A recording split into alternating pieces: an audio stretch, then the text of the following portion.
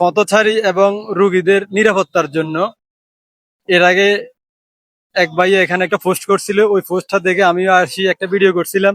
যাই হোক, অবশেষে ভিডিওর মাধ্যমে সাড়া পেয়েছে, ইউনূস স্যারের চোখে পড়ছে এই দৃশ্যটা।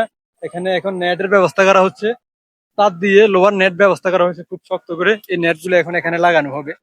তো আমরা চট্টগ্রাম ইউনূস স্যারকে অনেক অনেক ধন্যবাদ জানাই। আর যারা আমার ভিডিওটা দেখছেন, কমেন্ট করছেন, মতামত দিয়েছেন, শেয়ার করছেন, তাদেরকে অনেক অনেক ধন্যবাদ জানাই। আপনাদের শেয়ারের মাধ্যমে এই ভিডিওটা হয়তো ইউনূস স্যারের চোখে পড়ছে। তো আপনারা সবসময় এই ধরনের ভালো কাজে একটু সহযোগিতা করবেন, শেয়ার করবেন আর পাশে থাকবেন। তো আমার কাছে এটা দেখে খুবই ভালো লাগতেছে যে এখানে নেটের ব্যবস্থা করা হচ্ছে।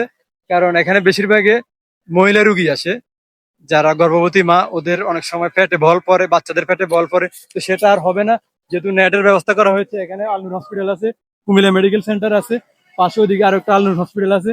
তো হসপিটালের নিরাপত্তার জন্য, রুগীদের নিরাপত্তা এবং পথচারীদের নিরাপত্তার জন্য এই নেট গুলো এখানে দেওয়া হচ্ছে। তো যদি আপনাদের কাছে ভিডিও গুলো ভালো লেগে থাকে, অবশ্যই শেয়ার করে পাশে থাকবেন।